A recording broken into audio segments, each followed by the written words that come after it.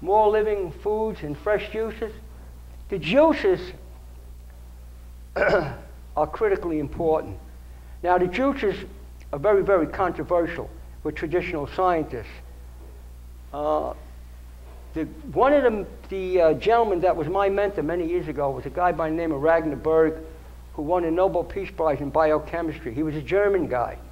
And Ragnar Berg and Otto Buchinger, they were the medical doctors and PhDs that were using fasting in German clinics. And in the beginning, they were using water fasting. That's what gave me the courage and the incentive to start out by doing a lot of water fasting. I mean, I believe those people because it was true. But what really convinced me is that when people started doing juice cleansing, juice fast, they didn't have no problems like they did on a water fast. People on water fast, when they're leaving everything out and just drinking water, the detox was so radical. They were releasing so many endogenous materials that was coming out of their system that some of them felt terrible. They would get lightheaded, pass out, had to lay down, they couldn't walk around. I used to tell people when they were doing that to close your eyes because whenever you close your eyes, you're on a fast, you're conserving a water fast, you're conserving 40% more energy. That's what I did on a long fast. So you can actually go twice as long. Instead of losing a pound a day, you'd lose a half a pound a day. And plus, you would go through it much faster. Then, when they switched to juice fasting, and I said, okay, let me try some juice fasting. And juice fasting is just a piece of cake. I've never seen anybody have a problem, get hurt on juice fasting. I never fast people that are on a lot, I would never tell people to do a cleanse that were on a lot of medication. They could do it on their own, take their medication, and see if they could gradually come off it with the advice of their doctor.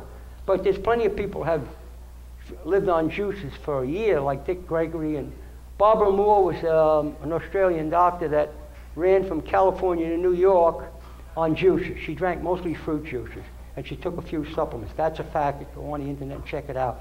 She decided she was feeling so good, she decided to run back, and she got ran over by a car in Ohio.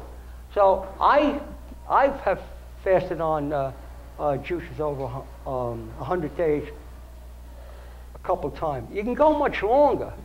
There's people that go much longer. There was a guy in Staten Island that he went a year on juices, and he felt fine.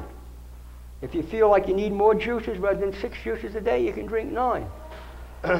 So juice fasting, one of the big questions that people have is like Liz Applegate, she's a professor at the University of California. There was an article on Slate magazine where this girl, she just didn't have a clue what she was really talking about. But Liz Applegate, who was a professor, says that juice fasting wasn't safe because you wasn't getting enough protein. Well, the whole purpose of doing a juice cleanse is to just drink the fruit and vegetable juices that are highly alkaline. Now, if you go to all these different charts, what's alkaline, what's acid, you're going to be thoroughly confused.